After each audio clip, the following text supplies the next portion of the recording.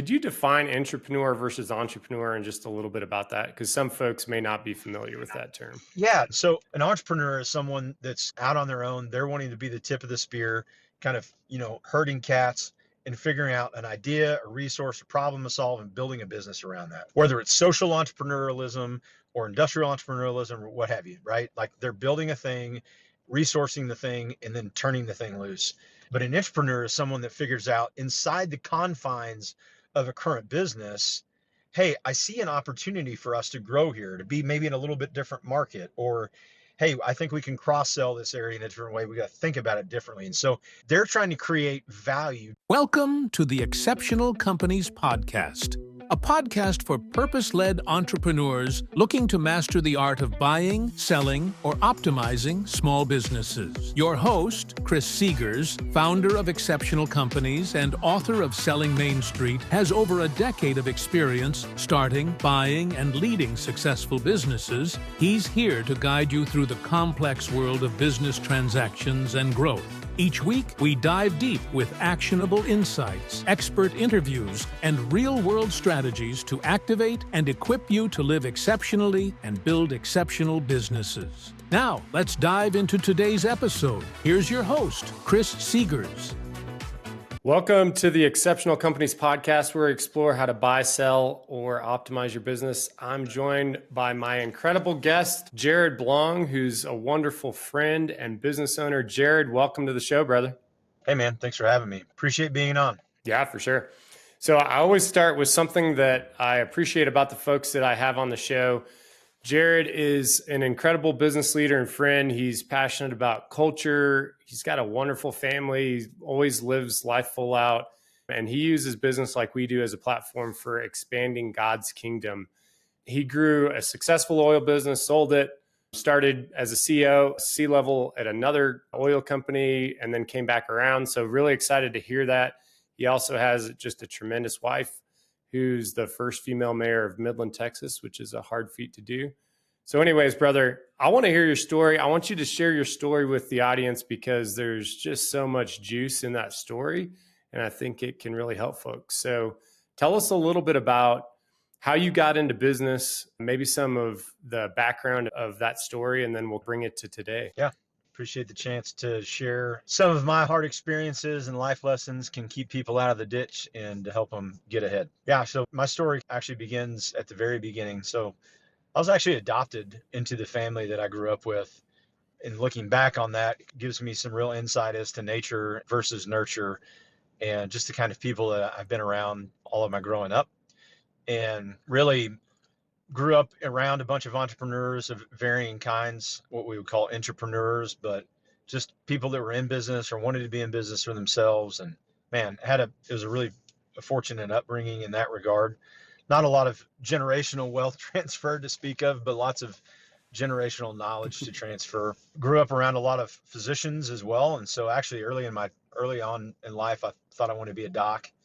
And started college kind of with that mindset. What I learned was that I really just wanted to be my own boss and serve people. And did you not become a doctor because you couldn't fit your mustache in the mask? Is that why you decided not to go to medical school? That is exactly the reason why. So no, in fact, it's funny. I was actually had my heart set on going to the United States Naval Academy or the Air Force Academy, kind of going into college. And one thing that I didn't know about that at the time is the physicians that go into the service come from other places, not necessarily those service schools. And so my mental trajectory and the path that I wanted to be on was not really consistent with their mission objectives and what they're hoping to do from an educational perspective. The story of my life is about heartbreak and resilience and figuring it out. And so, man, went to a small Division III school to play football for a year, tried to get my bearings because it was a pretty significant disappointment. Ended up transferring to a place called Tarleton State, which is one of the founding members of the Texas A&M system here in Texas. Man, got to be around a bunch of just gritty small business people, including my grandparents. So I actually ranched for my grandparents for part of the time I was in college and then worked for some dairies and just did manual labor kind of stuff, but was learning all along the way and really studied business in college and learned pretty quickly that that's what I really wanted to do was to figure out how to start my own enterprise, build my own team, lead a group of people to accomplish a task and solve a problem. And I just didn't really know what the target was. I just knew, generally speaking, that was what I wanted to do. Came out of school thinking I was going to do it in the quick service fast food franchise business because our family's tangentially related to some of that kind of business. And so I studied that a lot in a problems course, and it really unlocked something in me about myself that I didn't know was there. And so really the rest of my career trajectory has been about finding the blocks, the building blocks that will ultimately facilitate that. So I got out of college, thought I was going to go to the Marine Corps and fly airplanes. Didn't end up getting to do that. I took a job with a group of guys out in El Paso peddling jock straps, and more to come on that. But they essentially handed me a sales book and said, hey, here's your giant corner of Texas. You're going to cover everything in the Mountain Time Zone and Southeast New Mexico. And didn't really get any training, and just had to learn how to get up, how to make sales calls, how to develop rapport, how to learn product, all those kinds of things. For anybody that's running a business, you're not necessarily doing the sales day in and day out every day, but it's absolutely a critical part to building a business, is understanding what it is that you do and how to convince someone to spend their hard-earned dollars or dollars that they're stewarding for someone else with you. So this incredibly foundational in my career path. Tried to go in the Marine Corps one more time, took my oath, ended up being the only guy in that West Texas region at the time back in 2005 to not get into OCS, which was a colossal disappointment. And all the while, my employer thought that I was headed to the Corps because he could not conceive of a reason why the Marine Corps wouldn't take a guy like me. So he had already hired my backfill role, and then we found out I wasn't going. And so I was left scrambling really hard. Ended up going onto a team with a group of guys they were selling business insurance, property and casualty, and health insurance. They did a lot of risk consulting, and man, those guys were catalytic in transforming me into more of an entrepreneur. So again, the background is, hey, I want to be in business myself. These guys put me in front of a bunch of people that own businesses that could teach me a lot of things about running a business. And in the process, I got to understand contracts and risk management and mitigation. Got to work on both sides of the U.S.-Mexico border with a really cool manufacturing outfit when I was doing that. And man, just love the professionalism of it all, the learning of it all, and just meeting a lot of really smart people every day.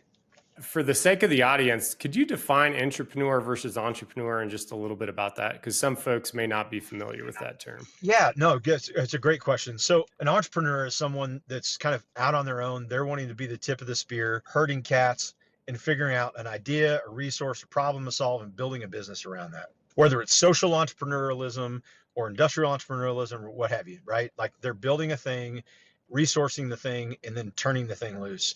An entrepreneur is someone that figures out inside the confines of a current business, hey, I see an opportunity for us to grow here, to be maybe in a little bit different market, or hey, I think we can cross-sell this area in a different way. We got to think about it differently. They're trying to create value, just like a business owner would be, with that kind of mindset and attitude, but within an operating structure that already exists.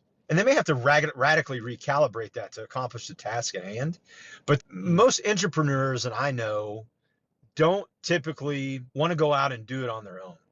And that's right, wrong, or indifferent. They're just wired that way. And for entrepreneurs, we actually need entrepreneurs in our enterprises so that we can scale and grow and really generate meaningful value and profit over time. And so find those kinds of people, for Pete's sake, if you're an entrepreneur. And if you're an entrepreneur, find an entrepreneur and hitch your wagon to them, because typically you'll be a dynamic duo, and that could be a whole lot of fun. Hopefully that clarifies that a little bit. Yeah, that was great, man. Yeah. All right. So you're doing entrepreneurial stuff in insurance, and you're really getting kind of a real world MBA. And then what's next? Right. Well, and on top of that, so a sidecar to that, two things radically happened during my time with those guys at a company called JDW. One was I had a group of men, professionals, that created a formal training structure around our character and our value selling that empowered us to do our jobs better. It wasn't just some sort of tactical training about, hey, this is how you sell insurance, or this is how you be a risk consultant. It was more understanding yourself, understanding people, really elevating your EQ, not just your IQ, in interacting with other humans that have priorities and values and things that are motivating them, what winning is for them and not. Those guys had a structure that we called ISI. We had an industrial psychologist involved. It was super intensive, super great. It knocked a lot of crap, that was kind of hanging on to me that I didn't really realize was there. So that was one. And then two, a guy named Scott Burns that we went to church with at the time, who was an entrepreneur himself, said, "Hey man, has anyone ever discipled you?" And I didn't really understand what he was talking about because I grew up in the church and I thought I had that handled. And he said, no, you're missing. Like, I just want to do life with you. He's an older brother, and train you and educate you and essentially teach you to feed yourself. And then the expectation would be you have to do that with other people when we're done. And so those two things happened simultaneously in my individual development. And of course, it affected my family radically. Man, it was like a rocket ship got strapped on my butt.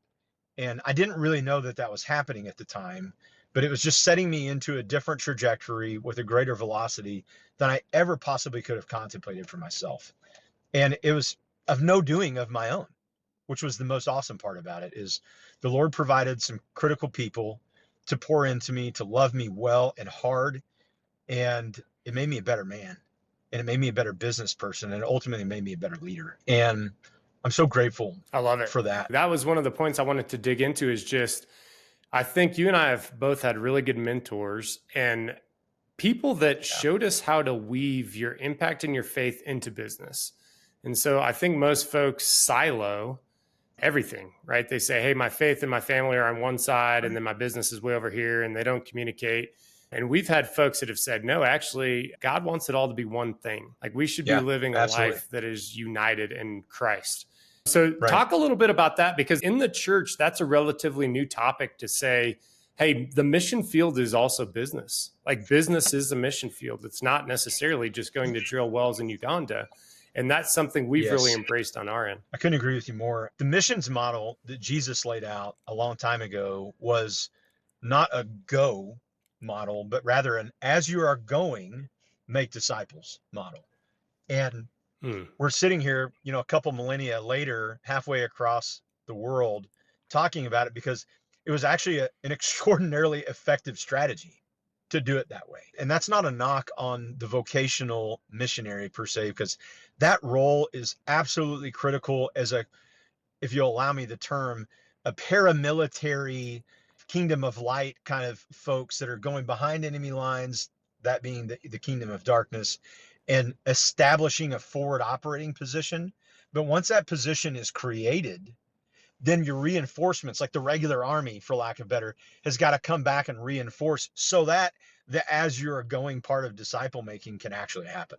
Somebody's got to be the tip of the spear. Sometimes I'm the rocket behind the spear, or at least the rocket fuel behind the spear, because we want to launch people into those spaces. It was in that discipleship relationship that I really began to study the Great Commission, what disciple making is and isn't, and what our mandate is and isn't. And even if you think about the Great Commission that we have in Matthew 28, Jesus says, go therefore, and he gives us this context. Hey, all authority in heaven and earth has been given to me. Because of that, go and make disciples. Make is the actual imperative in that passage. So that is our mandate. Going is not our mandate. As we are going, we must make disciples of all nations. And that has got to happen in our house. It's got to happen at the coffee shop. It's got to happen in our churches.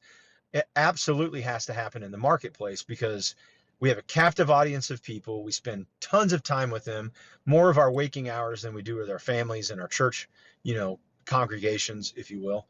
And those are the people that God's put in our path. Man, we got to lead them well. We got to treat them the way we want to be treated. We got to not just live in the context of biblical principles, but we've got to be empowered by the compassion and the gospel of Jesus, so that it can unleash those people to thrive and flourish in all of their own respective places, including our businesses. The gospel's a rising tide.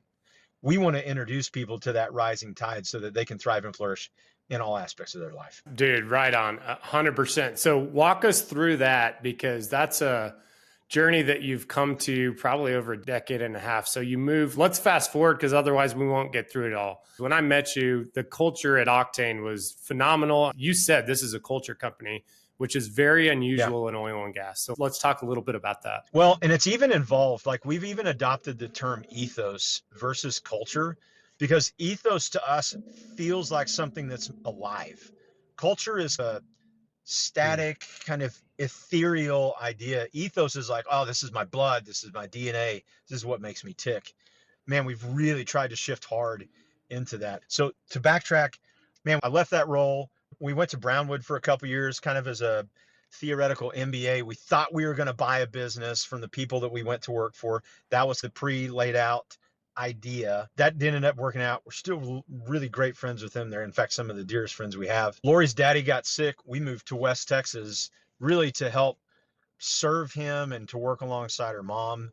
He was fighting cancer. Man, I just got a job with a drilling company. And I served as the director of risk management and then ended up rolling into a whole lot more in operations and finance. Probably one of the most pivotal moments in that early part of my time in the oil business. The guy I was working for, Randy Ford, who's since passed away, one day he reached down in his pocket while he was sitting at his desk and he acted like he was handing me a set of keys out of his pocket. And I stuck my hands out, not really knowing what to do. And he was like, "Don't wreck the car." And I was like, "What car are we talking about, sir?" He's like, "Don't wreck the car." And I was like, "Yes, sir." And what he was doing was he was entrusting me with his enterprise and giving me free rein to learn, to do, to try. That was a completely foolish thing for him to do in retrospect. It was so pivotal for me because I didn't know what the heck I was doing, but he knew I was going to try. He knew I was busting my butt. I was putting in tons of hours. I was going to the field, working in the office, sitting and learning under him. You know, he wasn't a character mentor, but he absolutely was an industry mentor. And I'm grateful for my time with Randy. And we came to an impasse with one of his partners, which is ultimately how we started Octane. And this guy and I just didn't see eye to eye. Randy and I just loved working together.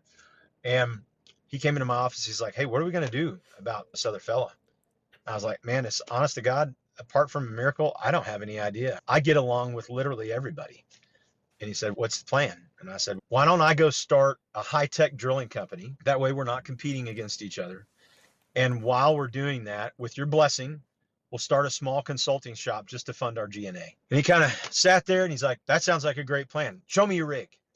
And all of a sudden he was all in about the idea and the method and trying to help. And then a couple months later, we had a big falling out, ripped the Band-Aid off, which was a good thing in the grand scheme of things. And Friday morning, the 18th of April in 2013, I was jobless. I didn't have any prospects of generating revenue. And the world was my oyster, man. And Octane was born. You know, we had been working on it at nights and on weekends, but this was the kick out of the nest that we needed to really get going. And I had a complete mental breakdown on Sunday morning. So 2 days later, my wife grabbed me by the collar and slapped some sense into me. And she's like, "We're just started. You can't be like this." And man, we walked into church that day. Get it together, man. No, really. That's exactly what happened.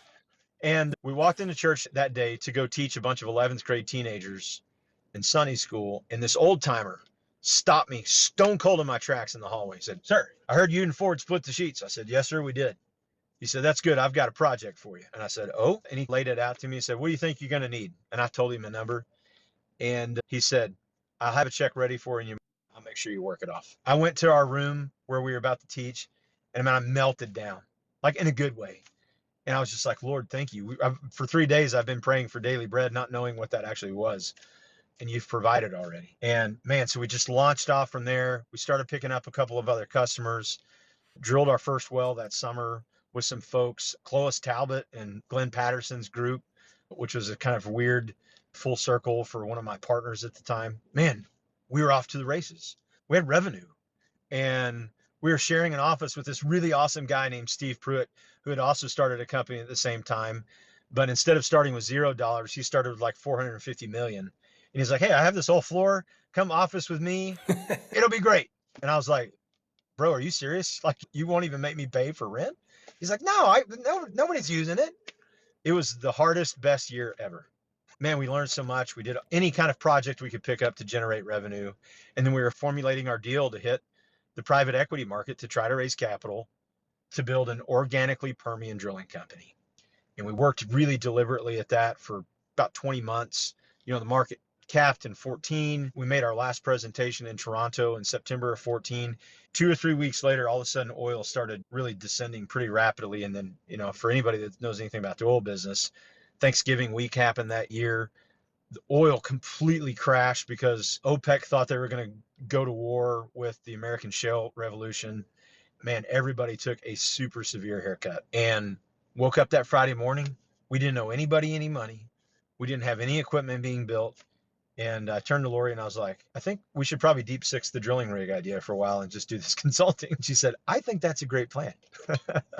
And so, man, we just stepped on the gas. And I love it. And dude, that is one of the entrepreneurial traits, right? Is like the act, learn, adjust piece of it. Like, man, you can have a good strategy, but just go into it pretty loosely and just flow with the river, man. So let's pull it up above like oil and gas, because I know a lot of our listeners aren't oil and gas. Talk about organizationally, some of the things you did well, didn't do well, some of the lessons you learned. If you're thinking about somebody who's 25 years old or 22 years old, and they're thinking about buying a business or starting a business, what's some of the wisdom that you gained through that process you'd want to share with them? Well, I can speak for myself in a very specific instance. I know about my learning aptitude and attitude that I want to learn how to do things before I hand them off to somebody else. I don't recommend that as a business strategy. It's really inefficient and slow. I'm a slow learner about some things. And so it takes a jackhammer to get things through to me sometimes. But I wouldn't trade that for the world because it's allowed me to understand things deeper and lead my team better. That said, I would say for us, it's been structurally, organizationally, is be lean. Know that whether you're using someone else's capital or your own capital, you need to steward it the exact same way. Find people that fit your ethos.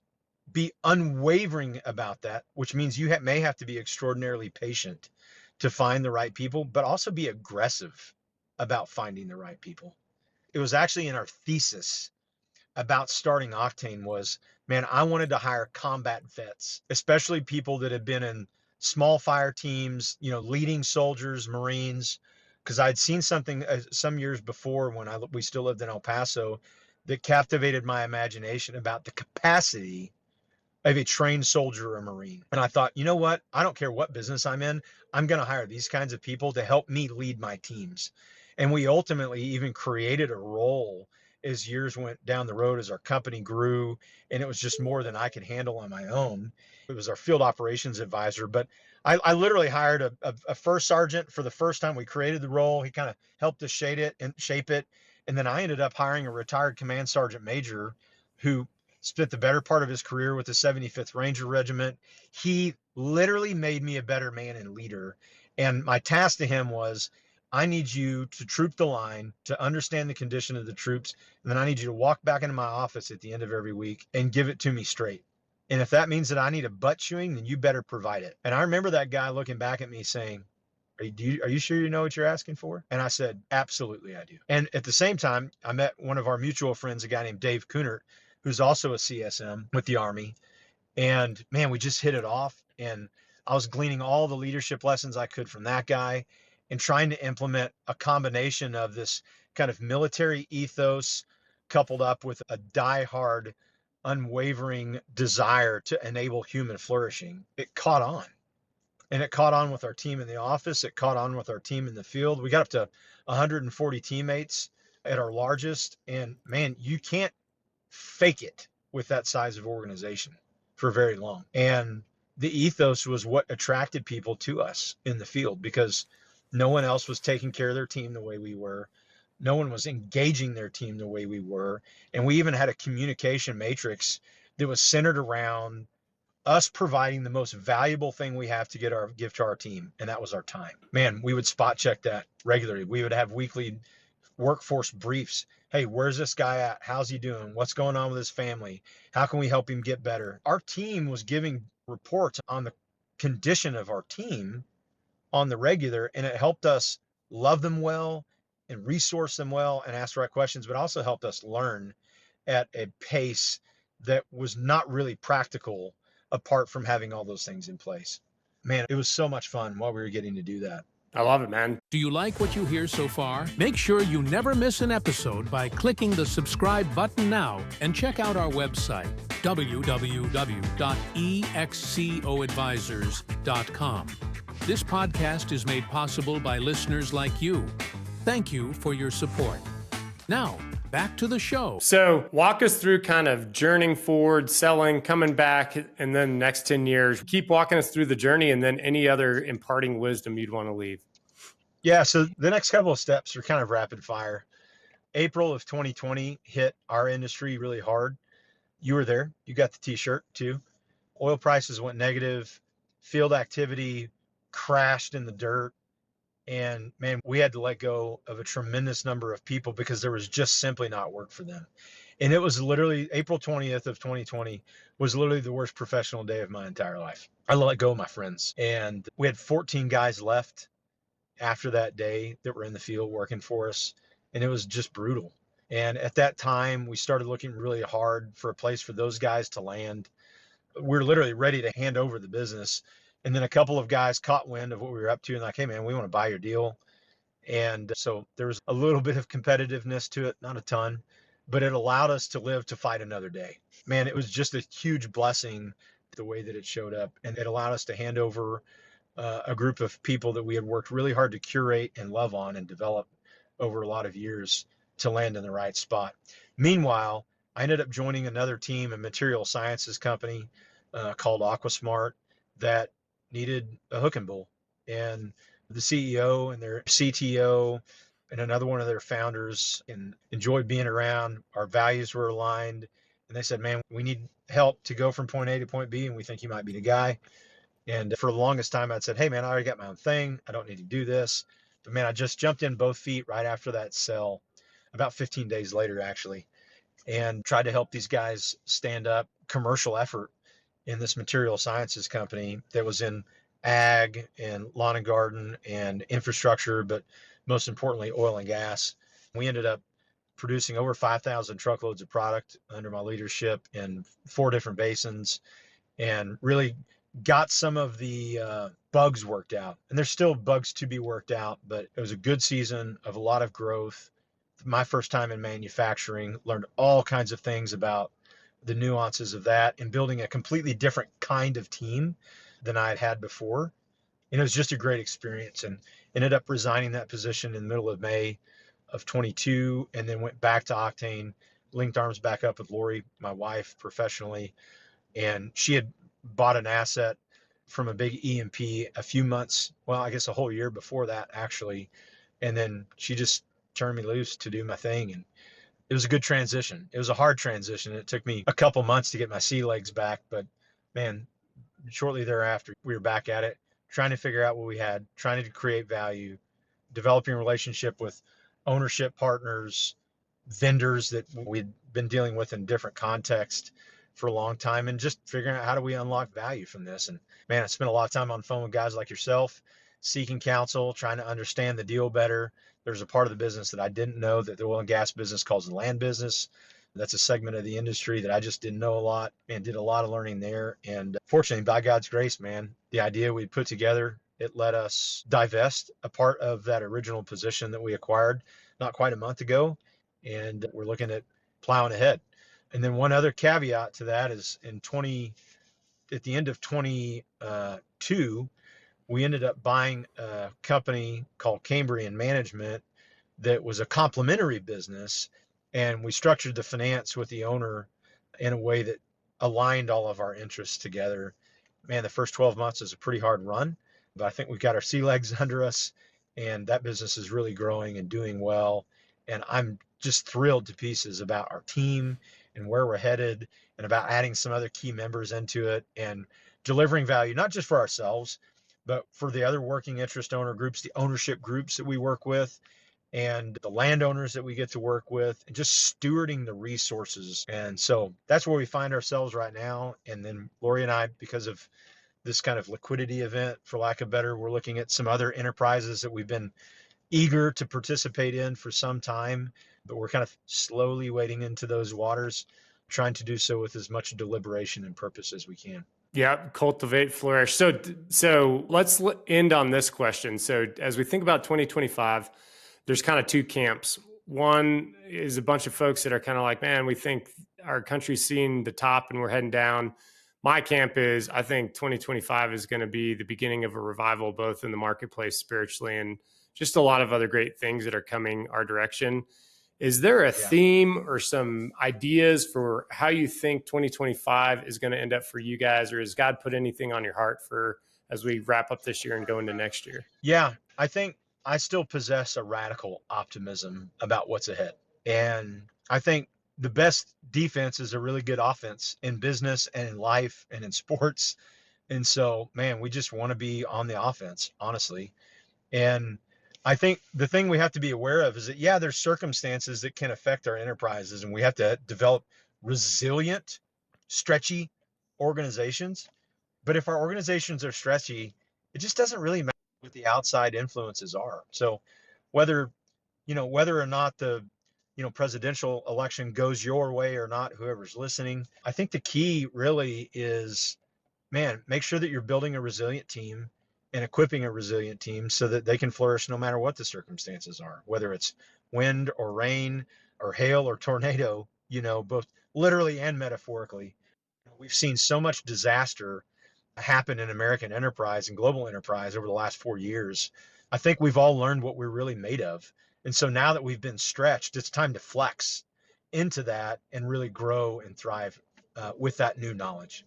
I love that, man. Yeah, we've said our kind of catchphrase for a long time has been take ground. Like we're taking ground, and next year I think we're going to take a lot of ground. And I would add to that too, like building resiliency in your family.